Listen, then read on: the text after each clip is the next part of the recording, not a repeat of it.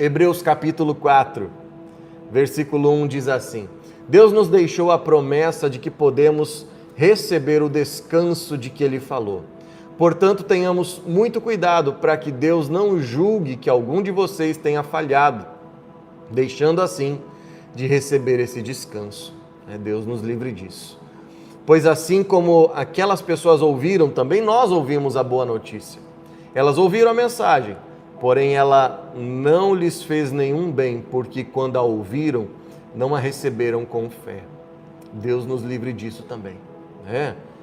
A Bíblia fala que muitas pessoas, quando recebem a mensagem, não recebem com fé. Logo, a mensagem de Deus, do Evangelho, não vai ter efeito na vida daquela pessoa. O que é receber com fé? Lembra que a gente fala sobre isso no canal. Fé não é algo sobrenatural. Não. Fé não é algo extraordinário. Não. Fé não é uma coisa que só alguns escolhidos recebem. Não. O que é fé? É a mesma coisa que confiar. Pronto, simples, resolvido. Ah, não, porque fé aí vai começar a enrolar, vai começar a falar um monte de coisinha, vai vir com um monte de dificuldade linguística, interpretativa e tá. Para. Fé é a mesma coisa que confiar. Então a Bíblia está dizendo aqui, que muitas pessoas ouviram a mensagem, porém a mensagem não fez nenhum bem para aquelas pessoas. Por quê? Porque quando ouviram a mensagem, não a receberam com confiança, confiando, acreditando na mensagem, entendeu? A mensagem não teve efeito na vida daquela pessoa. Por quê? Porque ela não confiou naquela mensagem, ela não acreditou naquela mensagem. Como ela não acreditou naquela mensagem, a mensagem não fez efeito na vida dela. Por exemplo, chega alguém para você e a pessoa fala assim, você recebeu R$1 milhão, está lá na sua conta no banco, você tem que sacar. Só que você não recebe essa mensagem com confiança, você não recebe essa mensagem com fé, você não acredita nessa mensagem. Por você não acreditar nessa mensagem, você não vai no banco, você nem vai ver no seu extrato se tem esse R$1 milhão, você não vai ver porque você não acredita, você não confia, entendeu? E às vezes no final aquela mensagem era verdadeira e o dinheiro estava lá na sua conta, mas você não pegou, não aproveitou, não tirou para você. Por quê? Porque você não confiou na mensagem que alguém te deu, tá? Então o sentido aqui é o mesmo. A mensagem do Evangelho foi anunciada, mas se eu não confiei nela, não acreditei nela, não levei ela em conta, ela não vai ter efeito nenhum na minha vida.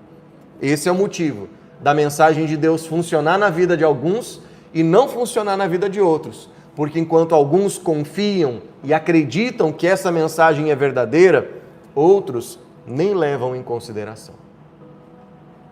Tereza, vamos orar pelo menino sim, Tereza, tá? Vamos orar pelo Felipe, já a gente vai orar por ele. Vamos lá. Versículo 3. Portanto, nós os que cremos recebemos o descanso prometido por Deus, como Ele mesmo disse. Então aqui a gente já resolve o problema do versículo 1, porque no versículo 1 ele fala para ter cuidado, para que Deus não julgue que algum de vocês tenha falhado e assim você não recebe o descanso. Ali no versículo 1 dá um medo, mas o versículo 3 ele resolve isso, dizendo, portanto nós os que cremos, os que confiamos, entendeu? Cremos, confiar, a mensagem veio, nós cremos, nós confiamos, nós acreditamos nessa mensagem, logo nós recebemos o descanso prometido por Deus. Como Ele mesmo disse, eu fiquei irado e fiz esse juramento, eles nunca entrarão na terra prometida, onde eu lhes teria dado descanso, ok? A terra prometida está preparada para mim e para você, lá será o lugar de descanso.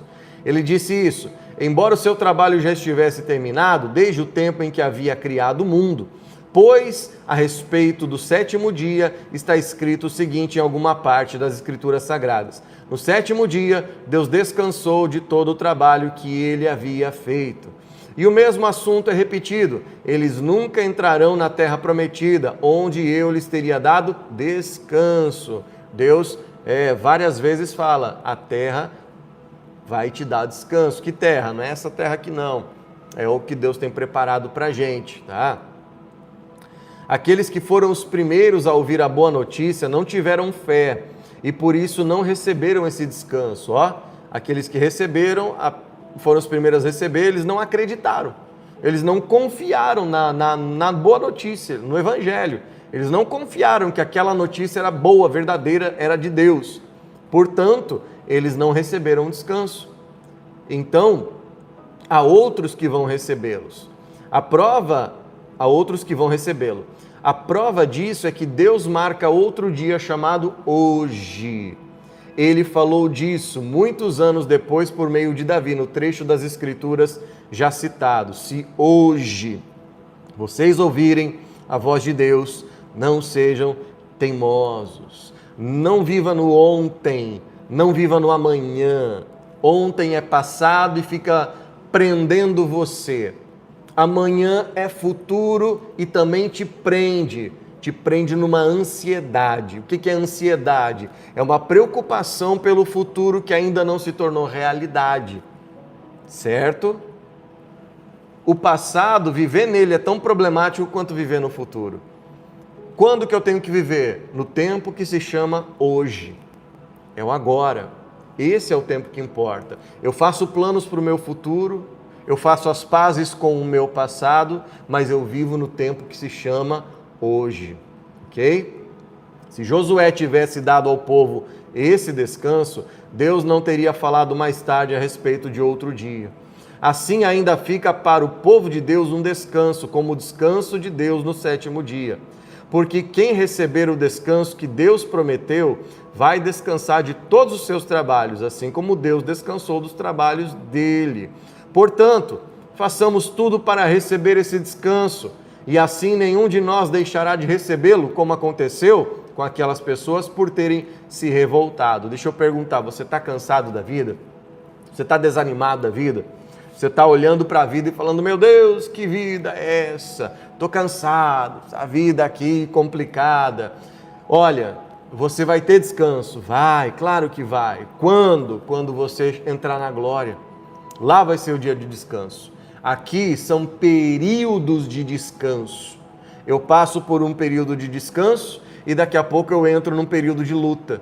Só que a luta também não é eterna. A luta, ela dura um período. Passou o período, entra o descanso novamente, um período de paz. Só que daqui a pouco, o que acontece? O período de paz vai embora e volta ao período da luta. E aí, o período da luta vem, passa mais um pouco, acabou o período, entra a paz. Depois a luta. E a vida fica nesse ciclo. Luta, paz, luta, paz. Quando que isso vai acabar? Quando nós entrarmos na glória, na presença do Senhor, na eternidade. Aí não terá mais luta, não terá mais choro, pranto, tristeza, desgraça, tragédia. Nada que te faça mal, nada. Aí será um lugar perfeito. Você já pensou como é o céu? Para por alguns momentos na tua vida, todo dia, e faz esse exercício para o seu bem. Vou te dar aqui o exercício, ó. Hoje eu quero fazer só meia horinha aqui. Vou te dar esse exercício. Coloca uma trilhazinha sonora bem leve. Em algum momento, antes de dormir. Faz antes de dormir. Em vez de ficar olhando Facebook, Instagram, que não vai mudar nada. Põe uma trilhazinha sonora gostosa, igual essa aqui que eu tenho, ou outra. Põe um fundinho ali. E começa a pensar, só pensa, como que deve ser o céu?